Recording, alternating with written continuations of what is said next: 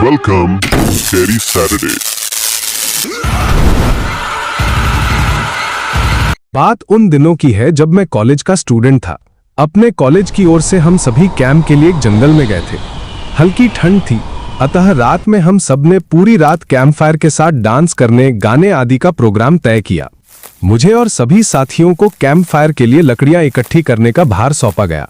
मैं निकला तो सबके साथ ही, लेकिन जंगल के प्राकृतिक सौंदर्य में भटकता हुआ अकेले बहुत दूर कहीं निकल गया। अचानक आसमान बादलों से भर गया और गरज के साथ बारिश होने लगी। बादलों के लगातार गरजने से मैं पेड़ के नीचे खड़ा रहना मुनासिब न समझ आसपास किसी घर की तलाश में एक दिशा में भागने लगा। मुझे कुछ ही दूरी पर एक लाल ईंटों से बनी शानदार बिल्डिंग नजर आई। बिल्डिंग रोशनी से पूरी नहाई हुई थी और उसमें ढेर सारे लोग हैं ऐसा दूर से ही लग रहा था। मैं तेजी से भागते हुए उस बिल्डिंग में जा घुसा और सामने से आती हुई एक खूबसूरत नर्स से टकराते टकराते बचा। नर्स ने मुझे घूरकर देखते हुए कहा, बहुत अधिक भीग गए हो, सर्दी लग जाएगी। उधर बाईं ओर एक स्टोर रूम है, वहां जाकर जो भी मिले उससे कहना सिस्टर जूलिया ने दूसरे सूखे और साफ कपड़े मुझे देने को कहा है, वो तुम्हें कपड़े दे देगा। मैं हक्का बक्का मुंह फाड़े सिस्टर जूलिया को देखता रहा। मुझे एकदम से यह समझ नहीं आया कि मैं क्या करूं। मेरी स्थिति देखकर सिस्टर जूलिया खिलखिलाकर हंस पड़ी और बोली, पहले तो तुम अपना मुंह बंद करो, वरना मुंह में मच्छर घुस जाएंगे, और अब जाकर वीसा ही करो जैसा मैंने कहा है। मैं हल्के से हाँ में सर हिला सिस्टर की बताई दिशा में जाने को मुड़ गया। अभी कुछ ही 10 कदम ही चला होऊंगा कि मेरे कंधे पर किसी ने हाथ रखा। मैं चौंक कर पीछे मुड़ा और अपने सामने आर्मी की वर्दी में एक युवक को खड़ा मुस्कुराता पाया। मेरे चेहरे पर आश्चर्य का बादल अपना घर बना चुका था, जिसे देखते ही उस युवक को हंसी आ गई। उसने धीमे किंतु दृढ़ स्वर में कहा, मैं कैप्टन विनोद हूं और ये हमारे देश की आर्मी का हॉस्पिटल है। कैप्टन विनोद की बातों ने मुझे आश्वस्त किया। मैं अब धीरे धीरे सामान्य हो गया और मैंने कैप्टन विनोद को सिस्टर जूलिया की कही बातें बताईं।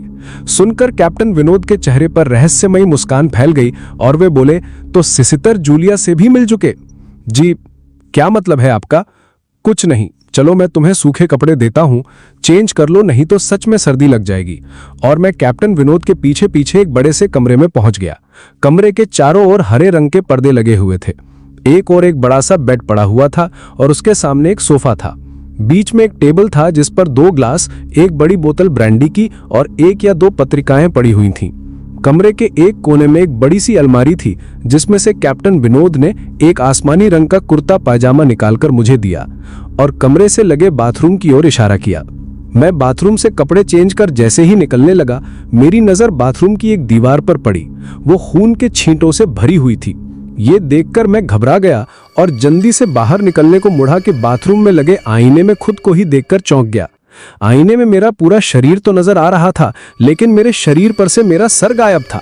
अब मुझे डर लगने लगा और मैं हड़बड़ाकर बाथरूम से निकल गया। मुझे इस तरह बाहर निकलते देख कैप्टन विनोद ने हंसकर पूछा, क्या हुआ? अरे हाँ, तुमने तो अब तक मुझे अपना नाम ही नहीं बताया। कहाँ जाओगे बाहर? बहुत तेज बारिश हो रही है। लेकिन तुम जाना क्यों चाहने लगे अचानक, ये मैं समझ नहीं पा रहा हूँ। कैप्टन विनोद, आपके बाथरूम की एक दीवार पूरी खून के छींटों से भरी हुई है और आपके बाथरूम में लगा आईना भी कुछ अजीब सा है। उसमें मुझे मेरा पूरा शरीर तो दिखाई दिया, लेकिन मेरा सर ही गायब था।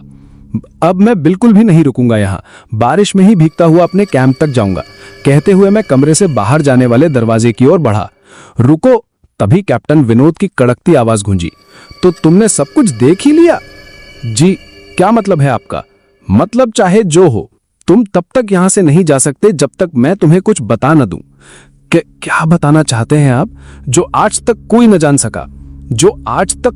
सका, वो मैं जानकर क्या करूंगा? प्लीज अब मुझे जाने दे। मैं डर से रुआंसा हो गया। नहीं, बिल्कुल भी नहीं, और तुम्हें मुझसे डरने की कोई जरूरत नहीं। सैनिक सबकी रक्षा के लिए होते हैं, मैं भी तुम्हारी सुरक्षा ही कर रहा हूं। कैप्टन विनोद के स्वर में कोमलता थी। आओ मेरे साथ इस सोफे पर बैठ जाओ, मैं तुम्हें एक कहानी सुनाता हूँ। कहानी खत्म होते ही मैं तुम्हें तुम्हारे कैंप तक जीप से छोड़ आऊंगा। वैसे भी तुम अपने साथियों से काफी आगे निकल आए हो, वहां तक तुम अब चलते हुए शायद पहुंच न पाओ।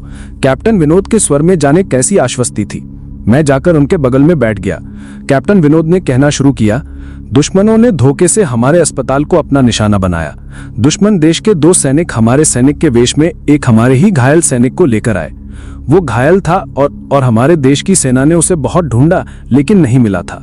शायद साजिश के तहत उसे घायल होते ही घुसपैठियों ने कहीं छुपा दिया था। अचानक अपने खोए सैनिक को अपने हॉस्पिटल में पा सभी खुश हो गए और बिना अधिक पड़ताल किए हॉस्पिटल के गेस्ट रूम में घायल को लेकर आने वाले छद्म वेशधारियों को ठहरने की इजाजत दे दी गई। अभी उस सैनिक का इलाज चल ही रहा था कि जोरों का ब्लास्ट हुआ और पूरा हॉस्पिटल एक पल में खंडहर में तब्दील हो गया।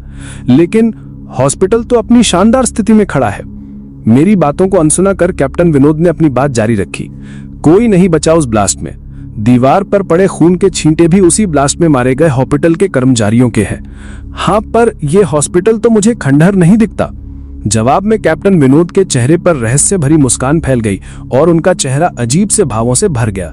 मैं अंदर से दहल गया। फिर भी मैंने हिम्मत कर पूछा, आप उस ब्लास्ट में बच कैसे गए?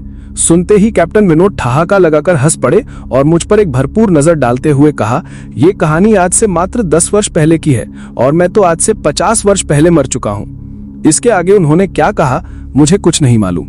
चेहरे पर गीलेपन का एहसास जब काफी हुआ तो मैं जैसे नींद से जागा। मुझे घेरे हुए मेरे सभी सहपाठी और टीचर खड़े थे। मेरे आंख खोलते ही मेरे सर ने कहा, थैंक गॉड तुम्हें होश आ गया। तो क्या मैं बेहोश था?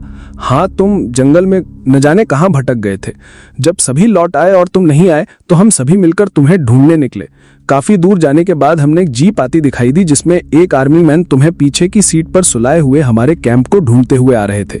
उन्होंने हम सबको भी अपनी जीप पर बिठाया और कैंप तक छोड़ा। उन्हें हमने काफी रोकने की कोशिश की लेकिन वे ये कहते हुए चले गए, अभी नहीं रुक सकता, एक जरूरी काम है। जब हमने तुम्हारे बेहोश जाने और उन तक तुम्हारे पहुंचने के बारे में पूछा तो बोले, सोमेश ही बताएगा और जो भी बताएगा वो सब अक्षरशः सच होगा। सबकी उत्सुक निगाहें अपनी ओर लगी देख मैंने धीमे स्वर में पूछा, क्या उनका नाम कैप्टन विनोद था? सर ने हाँ में सर हिलाया। मैंने सबको उधर चलने को कहा जिधर से सबने जीप आती देखी थी। पहले तो सर तैयार नहीं हुए लेकिन मेरे बहुत कहने पर वे राजी हो गए। सुबह होते ही हम उधर की ओर गए। मैं उस जगह पर पहुंचकर गहरे आश्चर्य में डूब गया। वहां एक अधजला खंडहर था जिसके एक टूटे पत्थर पर लिखा था आर्मी हॉस्पिटल।